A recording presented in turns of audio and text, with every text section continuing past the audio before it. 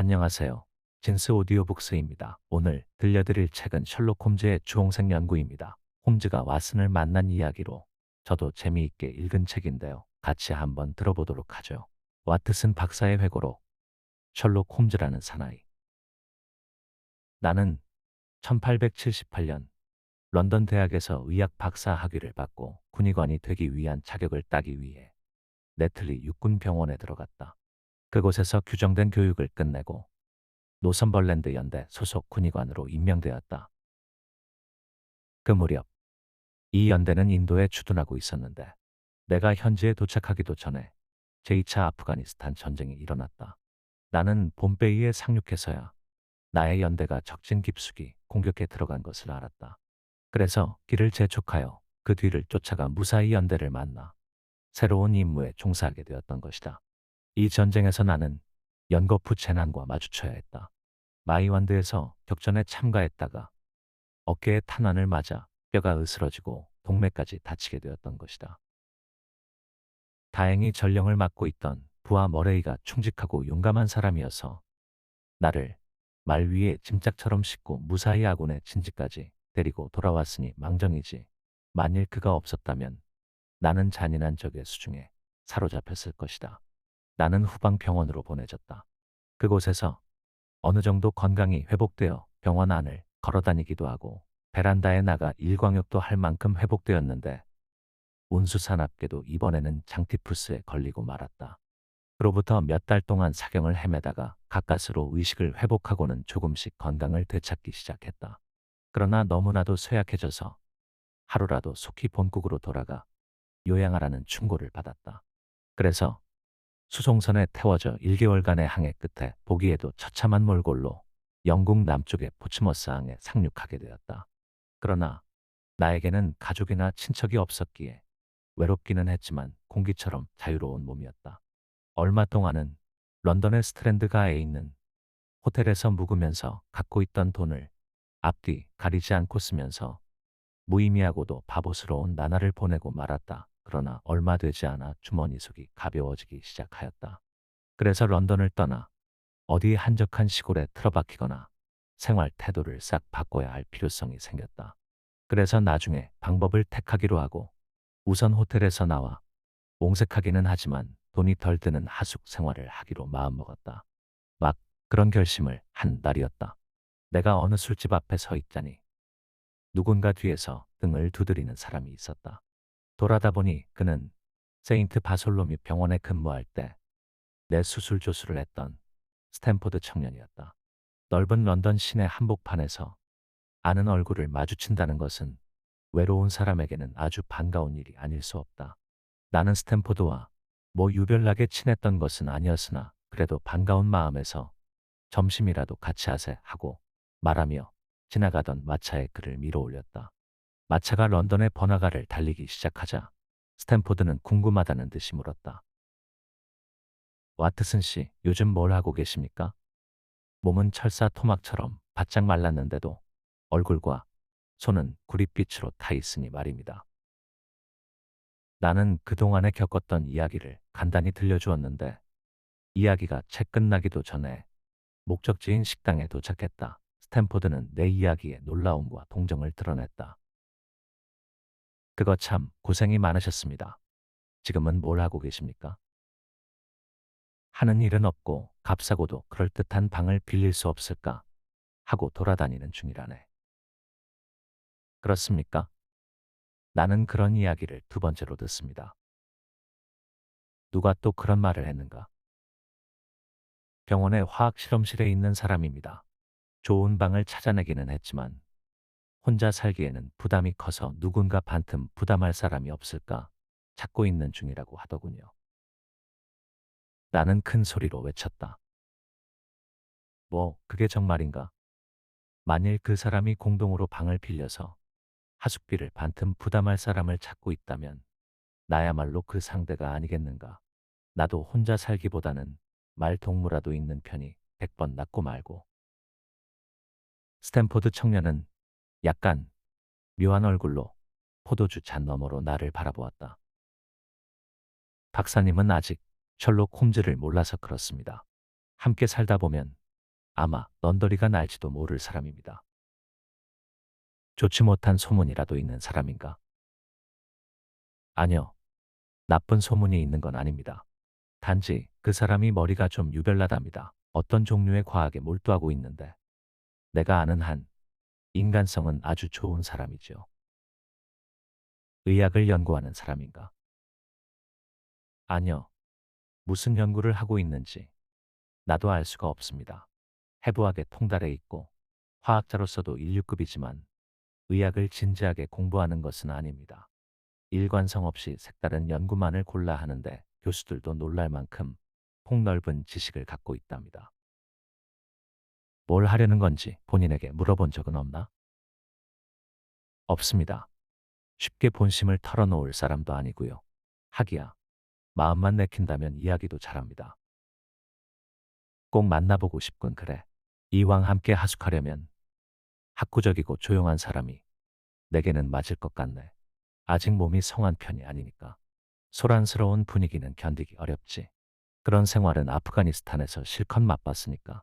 그래, 자네가 안다는 그 사람은 어떻게 만날 수 있나? 지금쯤 실험실에 가보면 있을 겁니다. 몇 주일씩이나 얼굴을 내밀지 않다가도 나타났다 하면 하루 종일 처박혀 꼼짝도 안 합니다. 좋으시다면 식사를 끝내고 가보시죠. 부탁하겠네. 병원으로 가는 도중 스탠포드는 그 인물에 대해서 좀 더 자세한 것을 이야기해 주었다. 만일 그 사람과 틀어진다고 해도 날 원망하지는 마십시오. 나는 실험실에서 가끔 만나서 알고 지낼 뿐이니까요. 이 이야기는 박사님이 꺼낸 거니까 내 책임은 아닙니다. 나는 스탠포드의 얼굴을 유심히 바라보며 말을 이었다. 사이가 원만하지 못하게 된다면 하숙을 옮기면 될 일이지. 그렇게 해서 우리는 좁은 오솔길을 걸어가 큰 병원에 어떤 건물로 통하는 뒷문으로 들어섰다. 냉기가 도는 돌계단을 올라가 우중충한 밤생문이 질비하게 서 있고 흰 석회로 발라진 복도를 걸어갔다. 막다른 곳에서 복도가 좌우로 갈라지는데 왼쪽으로 구부러지니 그곳에 화학실험실이 있었다. 그곳은 천장이 높은 방으로 수많은 약병이 들어차 있고 여기저기에 크고 작은 실험대가 즐비했다. 실험대 위에는 레토르트나 시험관, 푸른 불꽃이 타고 있는 분재 등이 어지럽게 놓여 있었다. 우리가 들어가 보니 실험을 하고 있는 사람은 단 한 사람뿐이었다. 그는 안쪽 실험대에 허리를 구부리고서 실험에 몰두하고 있었다. 인기척을 느꼈는지 쪽을 바라보고서 난데없이 소리를 질렀다. 발견했소. 발견했단 말이오. 그는 시험관을 들고 이쪽으로 달려와서는 흥분해서 스탠포드 청년에게 힘차게 설명을 했다. 혈색소가 섞이면 침전되지만 그 이외의 것에는 절대로 침전이 되지 않는 시약을 발견했단 말이오. 금광맥을 발견한 것보다도 더 기쁜 얼굴이었다. 이쪽은 와트슨 박사이십니다. 그리고 이분은 셜록 홈즈 씨입니다. 스탠포드 청년이 인사를 시키자 상대방은 예상외로 세찬 힘으로 내 손을 잡아 흔들며 마치 오랜 친구처럼 말을 걸어왔다. 반갑습니다. 당신은 아프가니스탄에서 돌아오신 모양이군요. 나는 깜짝 놀라며 물었다. 그걸 어떻게 아십니까? 홈즈는 장난스럽게 웃었다. 아니, 별것 아닙니다. 그것보다는 이 혈색소 말입니다. 이 발견의 중대성은 당신도 알아주셔야겠습니다.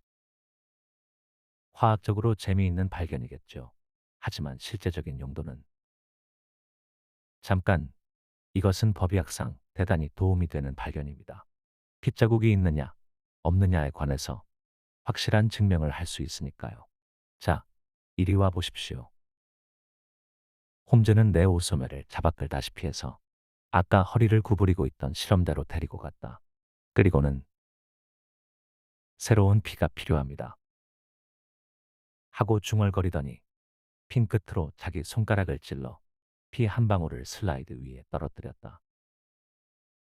자, 이 한 방울의 피를 1리터의 물 속에 넣어봅시다. 보십시오.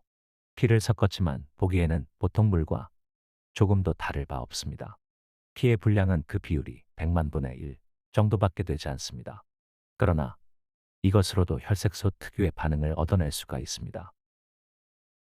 그렇게 말하면서 그는 용기 속에 무엇인가 흰 결정체를 조금 집어넣고 나서 다음에는 투명한 액체를 몇 방울 떨어뜨렸다. 그러자 순식간에 용기 속의 물은 붉은 갈색으로 변하고 유리 용기 밑바닥에 검붉은 침전물이 생기기 시작했다. 홈즈는 마치 어린아이가 새 장난감을 손에 쥐었을 때처럼 손뼉을 치며 좋아했다. 어떻습니까? 무척 정밀하고 신속한 반응이 나타나는군요. 그렇습니다. 틀림없지요. 과의역에 의한 구식 검출 방법으로는 번거롭기도 하고 불확실합니다. 현미경으로 혈구가 있나 없나를 찾아보는 것도 그렇고요. 더구나 현미경으로는 여러 시간이 지난 피 흔적을 검출할 수가 없습니다. 그러나 이 약을 사용하면 혈액이 새 것이든 오래된 것이든 동일한 반응을 볼 수가 있습니다. 이 검출 방법이 좀 더 일찍 발견되었더라면 지금 거리를 활보하고 있는 범죄자들이 그 보상을 받았을 겁니다. 그렇겠군요. 범죄 사건에서는 늘 이 점이 문제가 됩니다. 예를 들어 사건이 발생한 지 몇 개월이 지난 한 남자가 살인 혐의를 받았다고 합시다. 그 사나이의 옷이나 뇌를 조사해보니 갈색의 얼룩이 있었습니다. 하지만 그것이 핏자국인지 아니면 진흙이나 녹물 혹은 과일집의 흔적인지를 분간하기가 어렵습니다. 많은 전문가들이 늘 이 문제로 골머리를 앓아왔지요. 그것은 왜냐? 믿을 만한 시험 방법이 없었기 때문입니다. 하지만 이제 셜록 홈즈 방식이 창안된 이상 앞으로는 그런 어려움이 없을 겁니다. 홈즈는 그렇게 말하며 열기로 달아오른 눈을 반짝였다. 그리고 마치 박수갈채를 요란하게 보내주는 관중에게 답례를 하듯 가슴에 한쪽 손을 대고 정중히 허리를 구부렸다. 나는 홈즈의 흥분된 태도에 놀라면서 말했다. 축하를 드려야겠습니다. 홈즈가 말을 이었다. 작년 독일 프랑크푸르트에서 피솝 사건이라는 것이 있었습니다. 그때 이 방법이 알려져 있었다면 그 녀석은 틀림없이 교수형이 되었을 것입니다. 그 밖에 우리 영국에서 활개치던 브래드포드의 메이슨이나 악명 높았던 멀러, 프랑스 몽펠리에의 르페블, 그리고 미국 뉴올리언즈의 샘슨 등도 마찬가지입니다. 이 방법으로 해결이 가능했음직한 사건은 얼마든지 있습니다. 스탠포드가 웃으면서 말했다. 홈즈 씨는 범죄 사건에 살아있는 사정 같군요. 이 방면의 신문이라도 발행하시면 어떻겠습니까? 과거의 형사 범죄 신문과 같은 제호로 말입니다. 읽을거리로선 재미있겠구만. 홈즈는 핀으로 찌른 손가락 위에 작은 반창고를 붙이면서 대꾸했다. 그리고 나에게 미소를 보내면서 말했다. 늘 독극물을 만지기 때문에 조심을 하지 않으면 화를 입기 쉽답니다. 홈즈가 내민 손을 보니 콩알만한 반창고가 여기저기 붙어 있었고 살갗은 강한 산성약품으로 퍼렇게 되어 있었다. 스탠포드 청년이 높은 삼각 의자에 걸터 앉으면서 용건을 꺼냈다. 실은 상의할 이야기가 있어 찾아왔습니다. 와트슨 박사님이 하숙을 구하고 있습니다. 분명히 홈즈 씨도 공동으로 방을 쓸 상대가 없을까 찾고 있는 것 같기에 두 분을 만나게 하려고 온 겁니다. 홈즈도 나와 공동으로 방을 빌리는 데는 싫지 않은 눈치였습니다. 내가 알아본 방은 베이커가에 있습니다. 나무랄 데가 없는 하숙방이지요. 단, 지독한 담배 냄새를 참을 수 있다면 말입니다. 나는 피웃고 말했다. 괜찮습니다. 나도 냄새가 독한 마도로스 담배를 피우니까요. 그거 다행입니다. 그리고 나는 화학약품을 집에 두고 수시로 실험을 합니다만 상관없습니다. 그리고 또 나에게는 무슨 결점이 있더라. 그렇군요. 나는 가끔 생각에 잠겨 며칠이고 벙어리가 되기도 합니다. 그럴 때 뭐 내가 화난 일이 있어서 그러는 것이 아니니 개의치 마십시오. 내버려두면 곧 원상으로 돌아갑니다. 자, 선생께서는 밝혀둘 일이 없습니까? 한 지붕 밑에서 살자면 미리 서로의 결점을 알고 있는 것이 도움이 되겠기에. 나는 쫓기는 꼴이 되어 웃고 말았다. 난 불독 새끼를 기르고 있습니다. 그리고 신경을 다쳐서 소란스러운 것은 질색이고요. 아침에 일어나는 시간도 일정하지 않거니와 좀 게으른 편이지요. 건강이 회복되면 또 다른 나쁜 버릇이 도질 것입니다만 지금 현재로선 그 정도입니다. 홈즈가 걱정이 된다는 얼굴로 물었다. 바이올린 켜는 것도 소란스러운 축에 듭니까? 그거야 연주하는 사람에 달렸겠죠. 능숙한 연주라면 하나님도 귀를 기울이시겠지만 엉터리라면 글쎄. 홈즈가 유쾌한 듯이 웃었다. 그렇다면 안심입니다. 자, 이야기는 다 된 것으로 생각하겠습니다. 물론 방을 보시고 결정할 일이겠지만 언제 보러 갑니까? 내일 정오에 이리로 오십시오. 함께 가서 정합시다. 나와 홈즈는 악수를 나누었다. 홈즈는 다시 약품을 상대로 연구를 시작했기에 우리는 조용히 그곳을 물러나왔다. 나는 문득 걸음을 멈추고 스탠포드에게 물었다. 이상하군. 그 양반, 어떻게 내가 아프가니스탄에서 돌아온 것을 알았을까? 줄이라는 학문.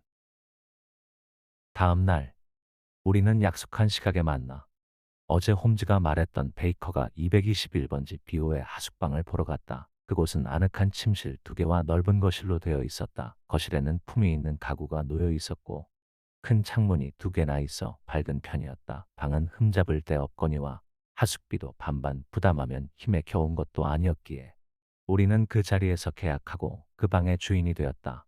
나는 그날 저녁 호텔에서 짐을 옮겼고 이튿날 아침에 홈즈 역시 상자와 여행용 가방 몇 개를 운반해 왔다. 그로부터 이틀 동안은 짐을 풀고 살림살이를 배열하는데 부산했으나 그 일이 끝나자 차츰 마음이 안정되어 갔다. 홈즈는 함께 생활하고 보니 별로 신경 쓰이는 사람은 아니었다. 몸가짐이 차분하고 모든 일에 절도가 있었다. 밤에는 대개 10시 전에 잠자리에 들어가고 아침에는 언제나 내가 일어나기 전에 식사를 마치고 외출했다. 낮에는 병원에 있는 화학 실험실에 틀어박히거나 해부실에서 시간을 보내는 모양이었으나 때로는 멀리 교외로 산책을 나가기도 하는 것 같았다. 가끔 열띤 연구심에 불타 정신없이 설치다가도 그 반작용을 며칠 동안이나 계속 거실의 소파 위에서 뒹굴기도 하고 하루 종일 입을 다물고 손끝 하나 까딱하지 않을 때도 있었다. 그럴 때 홈즈는 멍하니 꿈이라도 꾸는 듯한 눈이 된다. 만일 내가 홈즈의 평상시 절도 있는 생활을 몰랐다면 마약 중독자가 아닌가 의심했을 것이다. 날이 감에 따라 홈즈에 대한 나의 흥미는 높아갔고 홈즈가 그의 인생에서 무엇을 목적으로 살아가고 있느냐는 점에 차츰 호기심을 품게 되었다. 또한 홈즈는 그 외모에서도 눈길을 끌었다. 키는 180cm 정도였는데 깡마른 몸매라 실제보다도 더 키가 커 보인다. 눈은 쏘는 듯 날카롭다. 그리고 콧날이 선 매부리코 때문에 얼굴 전체가 날카롭고 강한 인상을 준다. 더구나 네모진 턱은 더욱 의지가 강한 성품임을 엿보이게 하였다. 손은 잉크나 화학약품으로 늘 얼룩져 있지만 그 손놀림이 날렵해서 깨지기 쉬운 물건도 아주 익숙하게 다루었다. 나는 홈즈에게 몹시 마음이 끌려 홈즈가 입 밖에 내지 않는 신상에 대해 여러 가지 일을 알아보려고 했다. 역시 홈즈는 의학을 공부하고 있지는 않았다. 그렇다고 해서 무엇인가 일관성 있는 공부를 하여 학위를 따려는 것도 아니었다. 그러나 어느 분야의 학문에 대해서는 맹렬한 정열을 지니고 있었다. 기이한 점이 없는 것은 아니나 박식함이나 관찰력에 있어서는 내가 혀를 내두를 정도였다. 함께 살기 시작해서 처음 일주일 정도는 아무도 찾아오는 사람이 없어 홈즈도 나처럼 외로운 신세건이 하고 생각했다. 그러나 홈즈는 많은 사람을 알고 있고 그것도 사회 각계각층의 사람들이라는 것을 차츰 알게 되었다. 그중 한 사람인 레스트레이드라는 사람은 몸집이 작고 혈색도 나쁘며 쥐와 같은 얼굴에 까만 눈을 갖고 있었는데 하루에 서너 번이나 찾아왔다. 그런가 하면 어느 날 아침에는 최신 유행의 옷을 차려 입은 젊은 아가씨가 찾아와 30분가량 이마를 맞대고는 돌아갔다. 같은 날 오후에는 행상을 하는 유대인 차림에 머리가 반백이 된 초라한 사람이 찾아왔는데 몹시 흥분하고 있는 것 같았다. 그리고 곧 뒤를 이어 뒤꿈치가 닳아 없어진 구두를 신은 노파가 얼굴을 내밀기도 했다.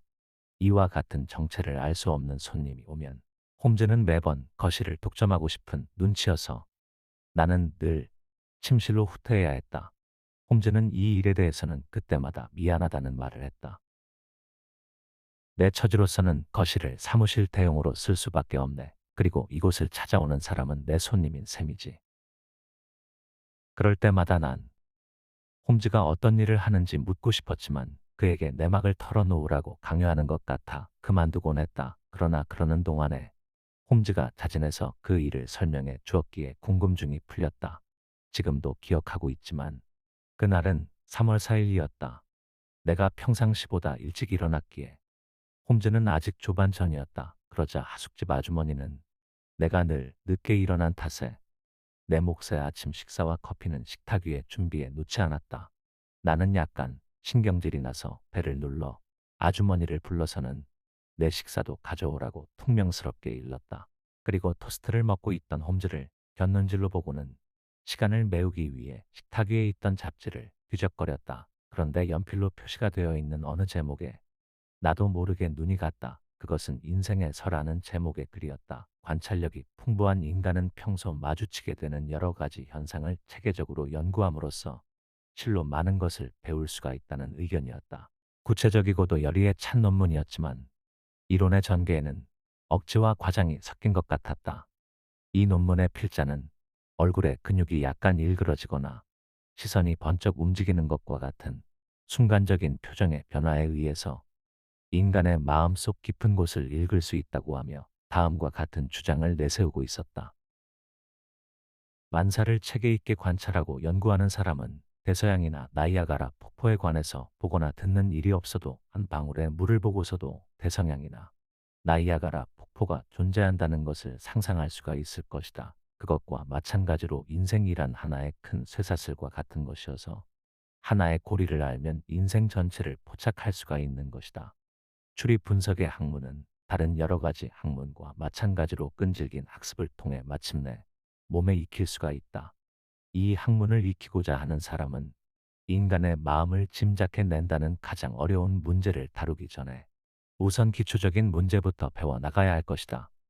누구를 만나면 한눈으로 그 사람의 경력이나 현재의 직업을 판별하는 능력을 쌓는 것도 바람직하다. 이러한 훈련은 어린아이 장난 같을지도 모른다. 그러나 그럼으로써 관찰력은 연마되고 어디에 착안하고 무엇을 볼 것인가를 터득하게 된다. 손가락의 손톱, 옷소매, 바지의 무릎, 둘째 손가락이나 엄지 손가락에 박힌 굳은 살, 표정 등은 모두가 명백히 그 사람의 직업을 말해주고 있다. 뛰어난 연구자가 그런 것들을 종합해 생각하면 그 사람의 직업을 추리해내는 것은 쉬운 일이다. 나는 잡지를 식탁 위에 내동댕이 치며 말했다. 무슨 잠꼬대 같은 소리. 이런 별 볼 일 없는 글을 읽기는 처음인걸.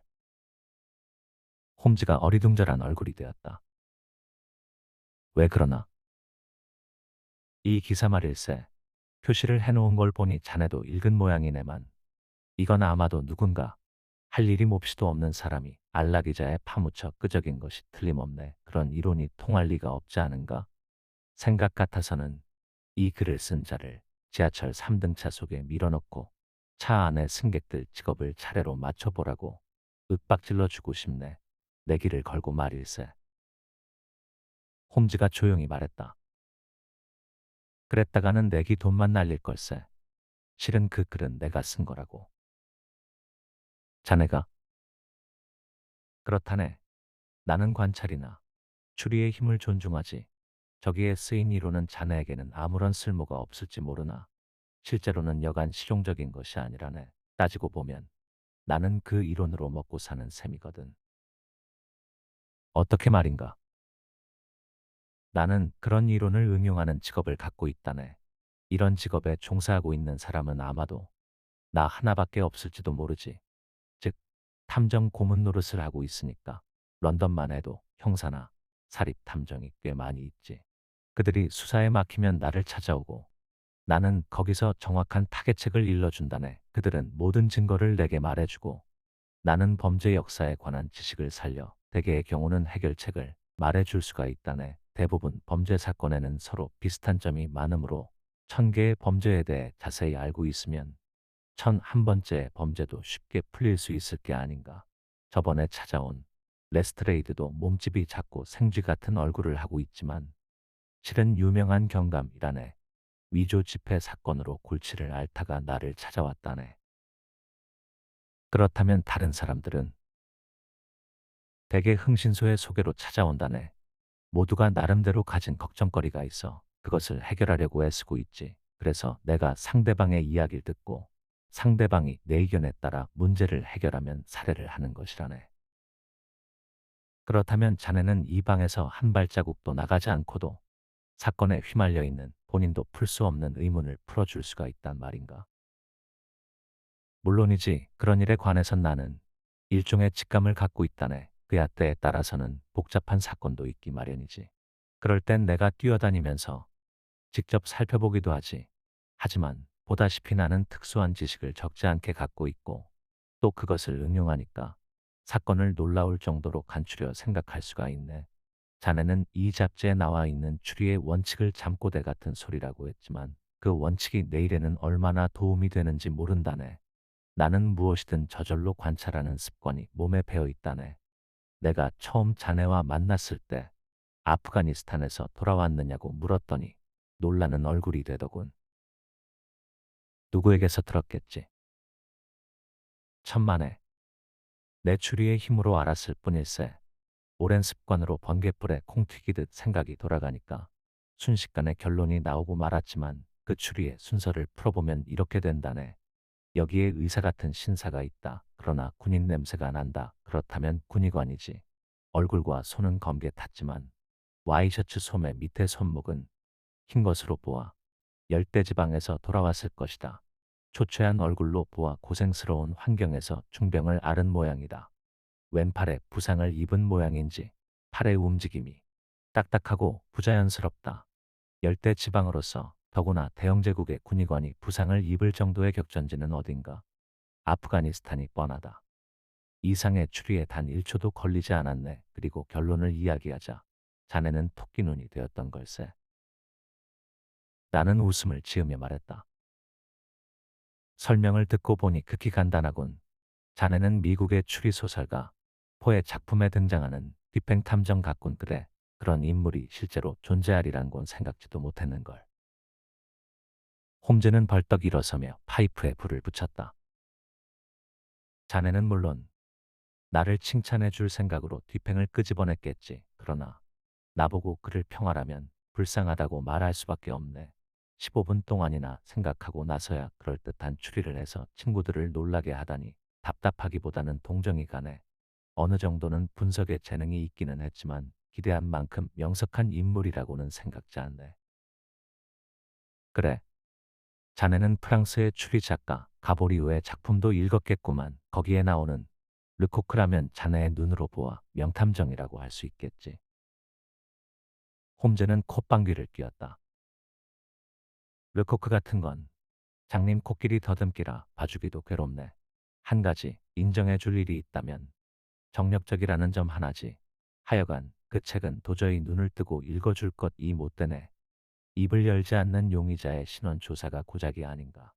나라면 하루로 족할 일을 르코크 선생은 반년이나 허둥거리더군. 그 책은 탐정으로서 빠지기 쉬운 실수를 경계하는 교과서라면 도움이 될 걸세. 나는 내가 제 딴에는 숭배한 책 속의 탐정들이 홈즈에 의해서 묵사발이 되는 것을 보고 약간 화가 치밀었다. 나는 창가에 다가가 거리를 내려다보며 생각했다. 이 사람은 머리가 좋을지 모르나 자만심이 지나친 것 같아. 홈즈는 혼잣말처럼 투덜거리며 앉아 있었다. 최근에는 그럴싸한 악인도 범죄도 꼬리를 감추고 말았나 봐. 이와 같은 직업에 종사하는 사람이 좋은 두뇌를 갖고 있어도 무슨 소용이 있는가 말일세. 범죄 수사에 있어서 나만큼 연구를 쌓고 또 타고난 재능을 부릴 수 있는 사람은 아무도 없단 말일세. 그러나 나와 같은 탐정을 필요로 할 만한 사건이 일어나 주지를 않으니 어쩌나 기껏해야 경시청의 돌대가리 수준에 맞는 동기가 뻔하고 서투른 악당뿐이니. 나는 홈즈의 기고만장한 이야기에 더욱 화가 났기에 이야기를 돌려야겠다고 생각했다. 저 남자는 뭘 찾고 있는 걸까? 그렇게 말하며 내가 가리킨 것은 집의 번지수를 들여다보며 도로의 저쪽을 서성거리는 한 남자였다. 우람한 체격에 검소한 차림이다. 손에는 푸른 서류 봉투를 들고 있는 것으로 보아 그걸 배달하러 가는 모양이었다. 홈즈가 창 밖을 내다보며 말했다. 저 해병대 출신 중사 말인가? 나는 눈살을 찌푸렸다. 또 큰 소리군. 넘겨 짚어봤자 탄로날 걱정이 없으니 저런 소리를 하는 거겠지. 그러는 동안에 우리가 지켜보고 있던 남자는 우리 쪽의 집 번호를 확인하고는 젠걸음으로 길을 건너왔다. 그리고는 곧 아래층에서 노크 소리가 나고 굵직한 목소리가 하숙집 아주머니에게 뭐라고 하더니 쿵쿵 계단을 올라오는 발소리가 들려왔다. 방 안에 들어선 남자가 봉투를 내밀었다. 셜록 홈즈 씨에게 전해드리랍니다. 나는 지금이야말로 홈즈의 콧대를 꺼고 줄 기회라고 생각했습니다. 홈즈는 일이 이렇게 될 줄도 모르고 멋대로 짓거렸을 테니 말입니다. 나는 사뭇 부드러운 목소리로 물었다. 실례인지는 모르나 무슨 일을 하고 있습니까? 심부름 센터에서 먹고 삽니다. 나는 심술궂은 눈으로 홈즈의 표정을 흘끔 살펴보고 물었습니다. 그전에는 뭘 했습니까? 해병대에 있다가 중사로 제대했죠. 답장을 써주실 필요가 없다면 돌아가겠습니다.